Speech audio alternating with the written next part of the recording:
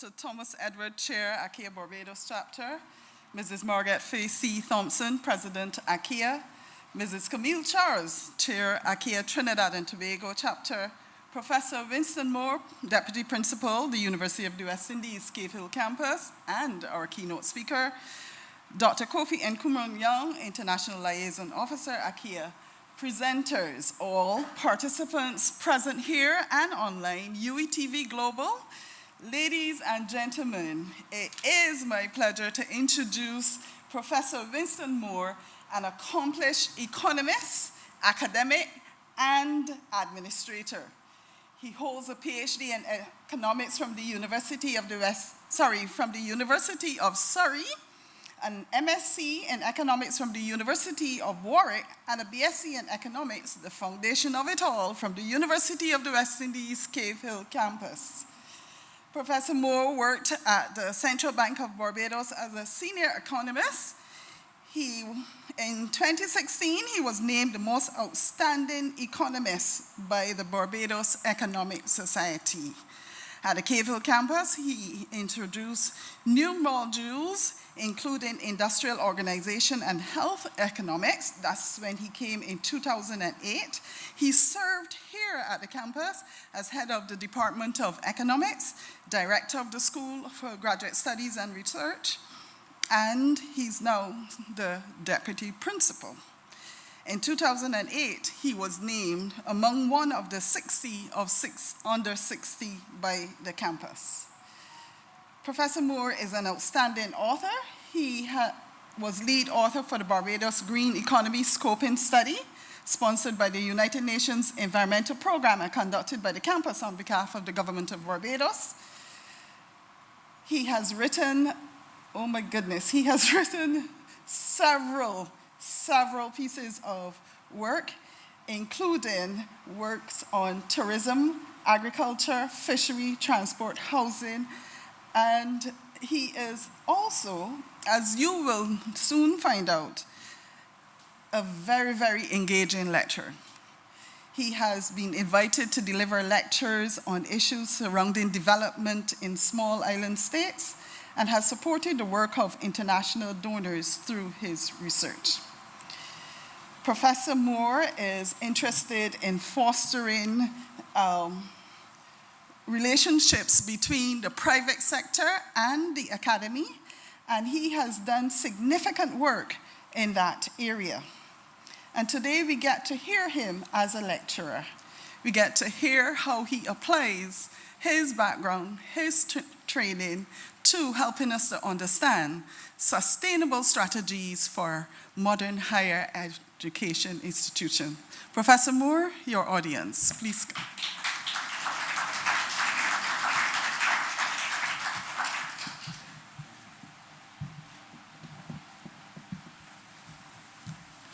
Good morning, everyone, and permit me to adopt the already established protocol. I want to thank the conference organizers for inviting me to do this keynote address. The thanks are in a number of different ways. Thank you very much for getting me out of meetings the entire day. And as a professor, it's always great to have a captive audience that are not allowed to go anywhere until you're finished for a couple minutes as well. Now, I must give you a little bit of a warning. You invited a proponent of the dismal science to do your keynote address. So this will be a little bit tough to hear from time to time. Well, I'll try to bring it home, and I'll scatter a few jokes in between so that you're not all scared after the end of my lecture. So we'll have a good time together. Now, the whole idea of the sustainability of tertiary level institutions has been on the agenda of our higher education institutions for a number of years now. The notion of sustainability, however, is a little bit nuanced. There are many different aspects of sustainability. So permit me, if you will, to give you a little bit of background of the concept of sustainability and what I mean by sustainability in this lecture. I'm not going to stick to one single definition. I want to be multifaceted in terms of looking at this notion of sustainability. Now, in most higher education institutions, sustainability is largely linked to your financial statements, whether or not my revenue exceeds my expenditure. And if that is the case, we say that the entity is either making a small profit or breaking even. In most higher education institutions in the Caribbean, we'll be lucky if we're breaking even. So that is normally the case for us. Administrators in these institutions normally, therefore, have to place a lot of attention on our cash flows or income statements if we're going to utilize this notion of financial sustainability. Using this notion of financial sustainability, though, is a little bit short-sighted because higher education institutions were not formed to make a profit. We were formed to impact on society. So if our students go into the world and make an impact, that is when we can say that we're making an impact on society. So the notion of sustainability should move beyond just financial statements towards other concepts of sustainability, and hence why I have these other concepts on this slide. In fact, I did a lecture last year looking at the return on investment of the KFIL campus here in Barbados, and the number I came up with was a little bit startling. I was doing the calculations and I was saying, we're probably going to be breaking even in terms of our total societal return. But my calculation suggested that in terms of the return on investment, Caribbean governments were getting around $3.42 for every dollar they invested in the KFIL campus. Now, that takes into account not just the financial return, but that is also the impact on society. So people like me going into society, working in the Central Bank, sitting on boards, going into the hospital, making a return on the investment that the governments of the region have placed in their young people. That is what that $3.42 means. It would be great to do a similar calculation for other higher education institutions in Barbados and across the entire region, but I suspect the number is going to be very similar in terms of our return on investment. Now, I'll therefore like to introduce a second concept of sustainability, and that's the whole notion of social sustainability building on that concept. And when we say social sustainability, we therefore mean the ability of higher education institutions to help individuals to begin to reflect on their ability to promote national, regional, and global social sustainability. So we therefore think about developing the holistic individual, an individual that can handle a number of moral dilemmas, that can go into society and really make an impact. That's what we mean by social sustainability. Now, there's a third element of sustainability that I tend to focus on in my research. I do a lot of research on the green economy, and this third element is called environmental sustainability. The notion of environmental sustainability, as you would suspect, looks at whether or not higher education institutions can assist regional governments, can assist their society to reduce the environmental impact of economic activity. We can also expand that to look at how the higher education institution itself can reduce its environmental footprint. And by reducing its environmental footprint, there are a number of really good things that come about as a result of that. First of all, as an economist, and you can see me smiling, the real benefit of enhancing or reducing your environmental footprint is that you start reducing your costs. And we've benefited from this at the KFIL campus in Barbados, where as we started to look at the notion of energy efficiency, it has significantly reduced our energy bill on a monthly basis. And then we're also getting into the area of generating renewable energy, which is also another element of another revenue stream that the campus is hoping to obtain in the future. There's also a fourth element. Now, I couldn't ignore this concept at all. Usually when we talk about sustainability, we usually speak about economic, social, and environment, and that's where we stop. But given the trends that we've been seeing in terms of digital technologies over the last couple of years, I think we need a fourth pillar. And that fourth pillar is the notion of digital sustainability. And what do I mean by digital sustainability in higher education institutions? Digital sustainability is the ability of higher education institutions to keep up with the rapidly evolving technologies in relation to higher education institutions.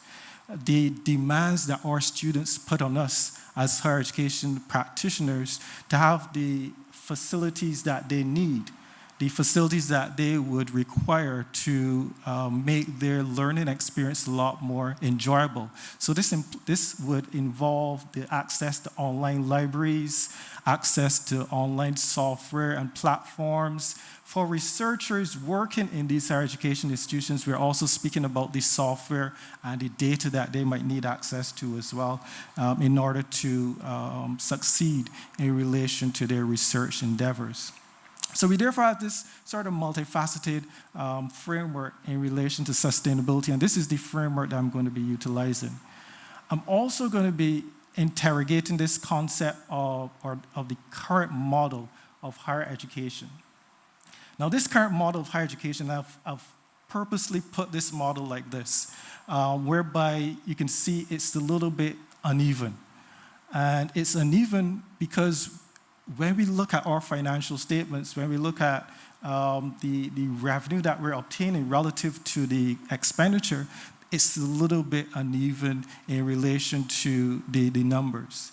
And you can see why that's the case. Most of us largely depend on maybe two income streams. We depend on tuition fees from students, and then some of us get some government subventions as well, and maybe a little bit of funds from donors as also into the mix. But then when you compare that to the expenditure, it's a lot higher. The largest expenditure number tends to be our wages and salaries, of course, but we also have some other really important categories in there, which I'm going to delve into a little bit later on, including the maintenance costs. Capital investment is really important if we're going to be speaking about the notion of sustainability as well. And this is the current model, and this is the model that I think we need to change if we're going to be speaking about a sustainable higher education institution in the future. Now, there are a couple key trends that I think are going to be impacting on higher education institutions in the region, and also impacting on Caribbean economies. And therefore, I want to take a couple of minutes to speak about these key trends. And this is where it's going to start getting a little bit difficult. So hang in there with me, okay? This is the first difficult chart to look at. This is our population projections for the Caribbean. This is from the United Nations, and you can go on the website and you can download this data.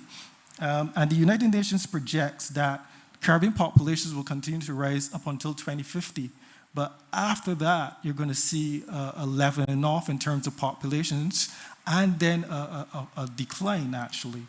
So between 2025 and 2050, the population will rise from 45 million to 47 million persons. Thereafter, the population is likely to contract to just 40 million persons by the end of the century. Now, this relatively slow rate of population growth is likely to be driven by a decline in the birth rate. And I usually tell my wife that this is usually her fault. We just have one child, and I did my part. I got a daughter, and she loves her father. And I'm not atypical. I think most persons in the region, usually have maybe 1 or 2 children. My grandmother had 8 children. And I think that probably explains why the birth rate was so high at that time. But the birth rate in 2024 was just 17 persons per 17 births per 1,000 persons, and is likely to reach just 14 by 2050, and will drop to just 11 births per 1,000 persons by the end of the century. So these demographic trends are going to have a significant impact on higher education institutions. You know, one of the things we always like to brag about is that our enrollment has increased. Every single year we say enrollment has increased by 5%, by 10%. If the population within the Caribbean is falling, guess what's going to happen? You're going to start seeing a fall in enrollment in higher education institutions. So it's a trend that we will need to be cognizant of. And I'm going to speak about this and how we can address this issue a little bit later on in the presentation. And this is not just a trend that will impact on public higher education institutions, it will also impact on private higher education institutions as well, because as there's a fall in the population, there's also going to be an impact on the competition in populations across the region.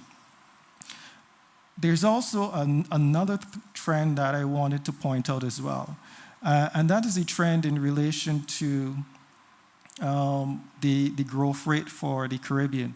And we've been speaking about, well, I should say Caribbean economists have been speaking about the rate of growth within the region for a number of years. And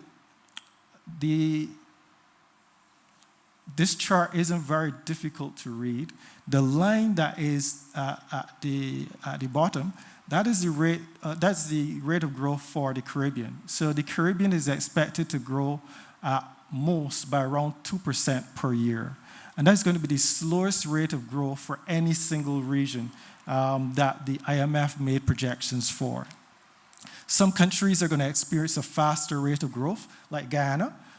Some countries are going to experience a really slow rate of growth because of their population trends. I think Barbados is going to be in that area of slow growth because of our population trends. So those of you from Barbados, you're going to have to pay attention to the growth rate trends for the region.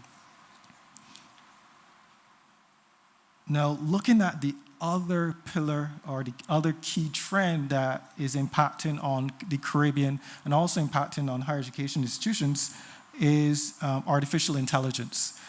Obviously, you couldn't have a lecture without this topic coming up, right?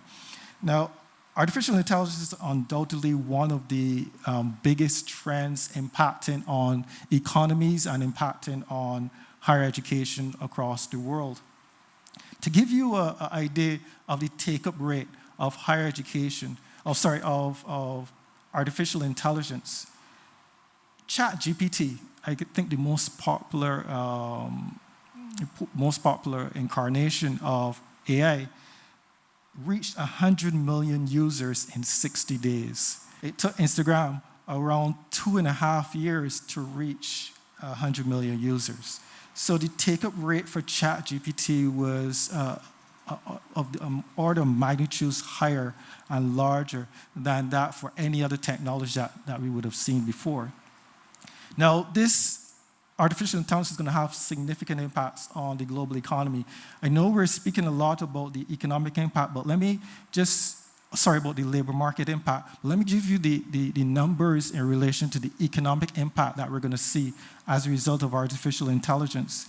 McKinsey Global predicts that by 2030, 70% of companies will be using some type of AI technology, with nearly half of all large companies employing a full range of AI technologies. This is expected to add around 14 percentage points to global growth by 2030.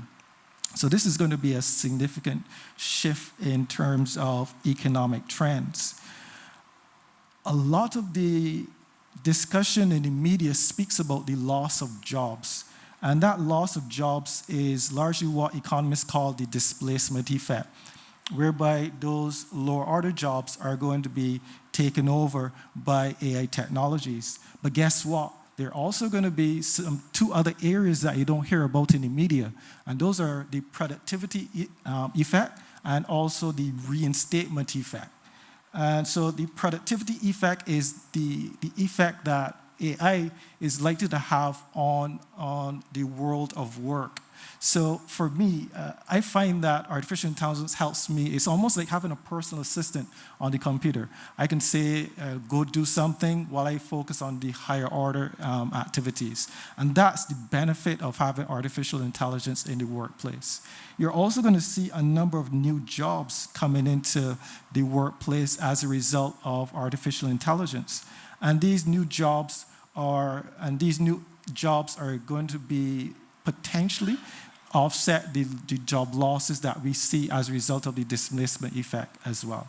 So the overall impact of AI on the labor market is really up in the air as yet. We don't quite know, but it will be one of those key trends impacting on the labor market going forward in the future. It will obviously, therefore, be one of those trends that we have to take account of as higher education practitioners.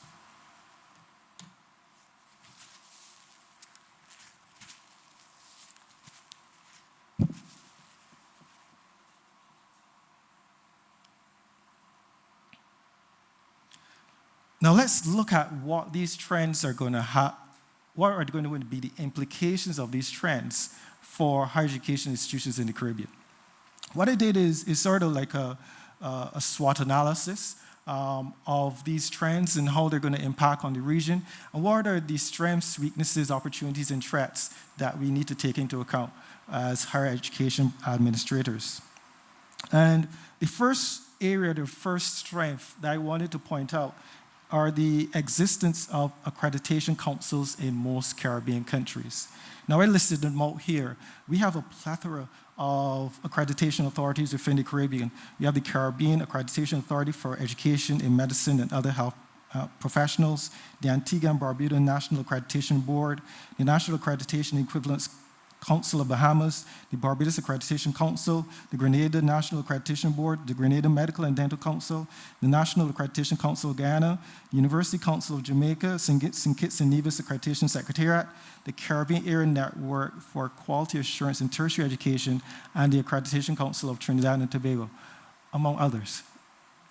Now, if I was looking at all of these accreditation councils that we have in the region, there's one thing that pops out at me in relation to this. Maybe we could start working together. There is some benefit of working together given that we're all trying to achieve the same objective.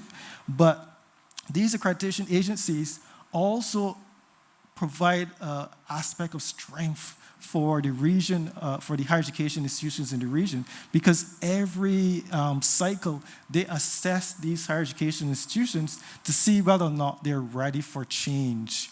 So I know we have a number of them, but they're doing some really good work. And these accreditation institutions look at the quality assurance process, they look at regulation and oversight, they promote continuous improvement, and therefore they tell us that our degrees within the region are very legitimate because of the quality assurance process that they have to go through as part of the accreditation process. So this makes our higher education institutions ready for change, ready to be sustainable going forward in the future. Closely associated, with these accreditation agencies is the notion of quality assurance.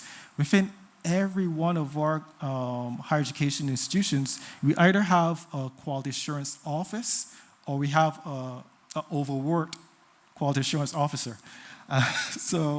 And that overworked quality assurance officer is at a minimum looking at the systems for monitoring and evaluation. They're promoting continuous improvement. They're looking at maintaining standards and guidelines. And they're looking at all of these trends and saying, we need to make changes in these particular areas. There's also a long history of collaboration between higher education institutions in the region. And this also allows us, this is a strength that can help us to become a lot more sustainable. If you can work together, you can be a lot more sustainable. I'll give you a couple of illustrations, but we all use the CXC, or many of us use CXC as a common entry criteria, but we're also planning to work together through the rollout of the Caribbean vocational qualifications, the CARICOM qualifications framework, as well as a number of different areas. So this collaboration that already exists could be a really strong foundation for encouraging sustainability within the region. Now, while many higher education institutions within the region focus mainly on teaching, in doing so, we actually have built up some knowledge products on the way to doing that. So most higher education institutions have a bank of knowledge products. Well, knowledge products, the definition that I'm using here would be some knowledge about the way of doing things. So for example, understanding the plants and flora and fauna that we have in the Caribbean. As part of our teaching process, sometimes we accumulate knowledge in that area. And that knowledge, those knowledge products, can then be monetized to provide another stream of income. So rather than focusing just on teaching, we therefore have a potential third pillar that we can focus on to develop income. And this is where you're going to see my talk going. The potential of higher education institutions to become retailers of not just higher education services, but become retailers of knowledge products. That, to me, is the future of higher education within the Caribbean. There are, however, a couple of weaknesses that we need to be cognizant of within the region. The first one is the financial sustainability of higher education institutions. Due to cutbacks starting from the financial crisis in 2008 and then the COVID-19 pandemic, most higher education institutions are at best breaking even or more than likely making losses. This has had significant implications for these higher education institutions. It means that the equipment is being utilized well past its useful life. And by utilizing the equipment beyond its useful life, you then have, unfortunately, higher maintenance costs. So it's sort of like an unvirtuous cycle. You try to cut back on costs, but it leads to even greater costs. You then have this, because you're not doing capital investment, you also have the emergence of sick building syndrome. So every few weeks you have a colleague saying, okay, I can't work in my office because it has a strange smell. Maybe the roof is leaking. All of these things come about due to underinvestment in the plant. And this has been one of the implications of the cutbacks that we've seen as a result of the COVID-19 pandemic, as well as the financial crisis that we had in 2008. Unfortunately, given the growth numbers that I showed you earlier, that this trend is unlikely to change. There are several opportunities, though, that I would like to point out that could emerge as a result of the big trends that I identified earlier. So this is where you start having a smile on your face now, after I gave you all of the bad news. So the first trend or the first opportunity that I want to point out is the opportunity to partner with the private sector to bring new professional programs and to cultivate intellectual property and reduce costs using renewable energy products. Now, with the reduction in student numbers, partnering with the private sector to offer training programs for both current and future employees can be a potential opportunity for diversifying your educational services. So yes, you're seeing a reduction in your traditional student numbers, but then you can, if you're focusing more on the professional side of the market, that can potentially offset the reduction in revenue that you're seeing from that side of things. Such partnerships can also provide some experiential learning opportunities for our students as well. One of the things that you can do as a higher education institution is that you can provide to your private sector partners, your students, to go into that institution to help them solve a problem. And we do this at the University of West Indies, Cave Hill, with our data analytics students. We have partnerships with firms in the private sector, and we give them teams every summer. And those teams go into the organization, and we tell them, give the students a problem. And those students are responsible for solving that problem using everything that they learned at the University of West Indies. And I think that is one of the areas, that's one of the benefits that the private sector can see through partnership with the universities and with higher education institutions. And it is also an area that can also emerge with other higher education institutions. I know, for example, in Barbados, the Samuel Jackman Prescott Institute of Technology works very closely with one of our electric vehicle dealers to help in terms of repair and training, and also looking into new battery technologies as well. So there's a lot of opportunities both at the from the vocational level all the way up to the university level for higher education to impact on the private sector. Our higher education institutions can also use our private sector partners to leverage those intellectual property assets that they have. So if you have this database of how to best utilize plants in the Caribbean, how to develop new products, guess what? The individuals in the higher education institution are not the best persons to start selling that product to the market. I don't know about putting a product in a supermarket, but my private sector partner knows about how best to do that. So essentially what you can do is have these licensing arrangements with the private sector where you sell your knowledge products to them, and then they're responsible for getting that product and bringing that product to market. And that therefore presents another potential revenue stream for higher education institutions. One of the benefits of this diversification of income streams is that it also would allow higher education institutions to reduce class sizes. And essentially, we used to try to get as many people into the organization as possible so that we can boost our revenue. But if you are increasing the number of pillars, increasing the number of revenue pillars, it therefore allows you to, move away from just student numbers and start focusing on quality and start focusing on what maybe these students might want when they enter the job market or when they start doing business.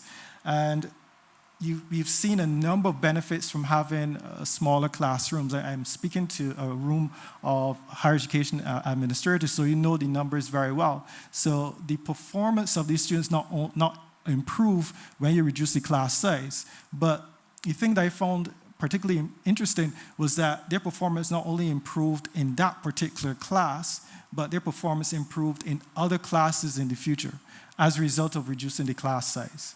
So we can see some real significant benefits as higher education practitioners simply by reducing the class size. There are a couple of threats, though, that I still have to flag as we look and as we try to build the sustainability of higher education institutions. The first, obviously, is the local and regional demographic trends, which we spoke about earlier. As mentioned earlier, the Caribbean is also likely to be one of the slowest growing regions over the next 20 years, and therefore the management of these higher education institutions to diversify their revenue streams will become more important.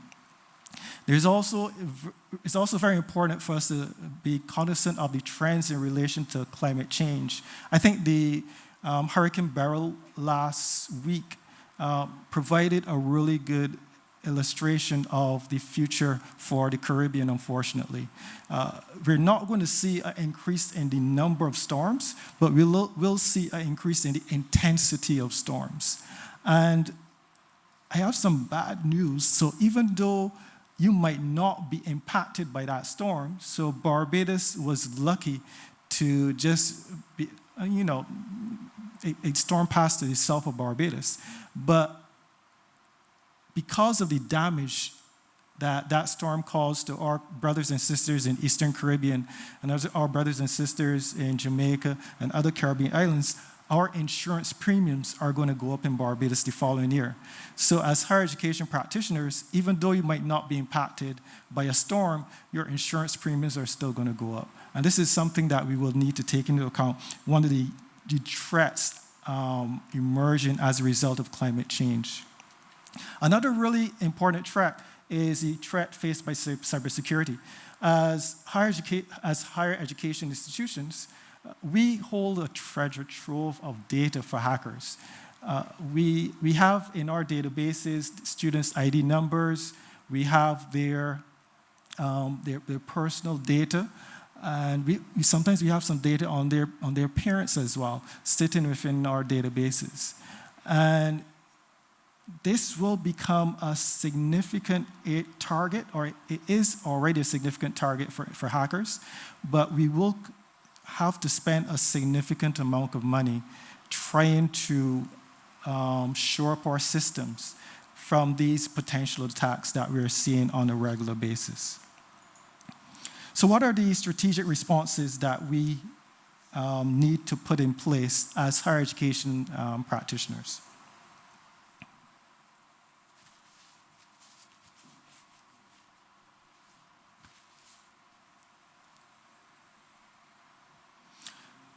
So based on the SWOT analysis that I did earlier, I'm proposing a rebalancing of the scale in relation to higher education within the Caribbean.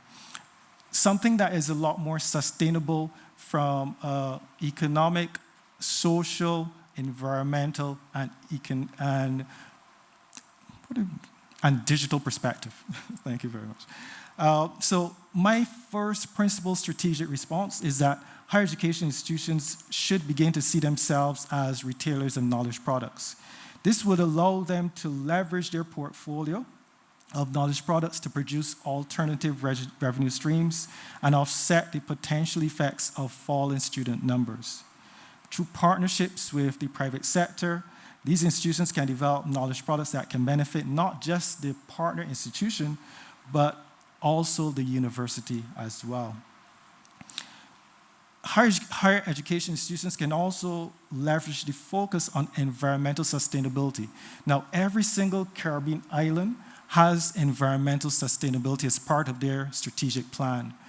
Every single firm has environmental sustainability as part of their strategic plan. It therefore provides us an opportunity to work with these entities to help them achieve their objectives. If we are teaching our students how to deal with this issue of sustainability, why can't we develop some products, some revenue streams that can help our governments, that can help firms also reduce their environmental footprint as well, and develop a third pillar of revenue based on that. So our lecturers or our teachers no longer should be seen as just individuals that teach classes. They should be seen as individuals that work very closely with the private sector and government to develop this revenue stream. Now, quite fortuitously, yesterday I had a meeting with a colleague from a university in Spain, and he introduced his university as an entrepreneurial university. That means that the academics at that institution, yes, they're teaching the concept of entrepreneurship, but they're also helping entrepreneurs to develop their businesses. They're helping government to develop entrepreneurial policies. They're working with donor agencies to help develop entrepreneurship around the entire world. So they've sort of changed their model of the traditional university, rather than just focusing on degrees or associate degrees or certificates. They've now focused on this concept of entrepreneurship, and it's provided another revenue pillar for that university. That university is not going to see those falling student numbers I mentioned earlier, because their market is not students. As we typically defined it, their market is actually entrepreneurs. And using that different definition for students, it provides them with the opportunity for sustainability going forward in the future. And that is what I mean by building sustainability based on the frameworks that you have available, based on the strengths that you have available. Now, in order to leverage these knowledge products that we have in higher education institutions, we need to form knowledge transfer offices. This is one of the areas where I think we haven't done a really good job of within the Caribbean as yet. Knowledge transfer offices allow higher education institutions to tell the market, hey, I have a knowledge product. Are you interested in working with me on this particular product? These knowledge transfer offices can also go into private enterprises and say, tell me about the new products you want to develop. And then I would get my tutors, I would get my students, I would get my lecturers to help you develop those products. And then I can sell those back to you, I could lease those back to you using some type of assignment arrangement. Now, that is a different model than what we are traditionally accustomed to. That knowledge transfer office can now become a revenue center for higher education institutions. Unfortunately, if you're going to have a knowledge transfer office, it requires that knowledge transfer office to be staffed with lawyers, to be staffed with specialists in grant writing, to be staffed with specialists in innovation.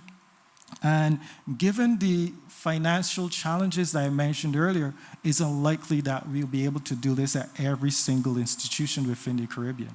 So what we need to do is potentially work together on the development of these knowledge transfer offices. They're a key pillar. Most larger universities have a knowledge transfer office, and it is a key part of the revenue generation. MIT, their knowledge transfer office, MIT Labs, generates a significant amount of revenue for that university. And a similar thing can be done for higher education institutions if we just work together. It makes no sense having a knowledge transfer office in every single institution. We can maybe have it maybe at the country level, or maybe at the sectoral level. Maybe all of the community colleges can have one office. Maybe all the vocational and training schools would have one office. Maybe all of the universities would have one office. Whatever the case may be, but we need to work together to develop these offices. We're not going to develop that pillar of retailing our knowledge products unless we have a knowledge transfer office within our universities.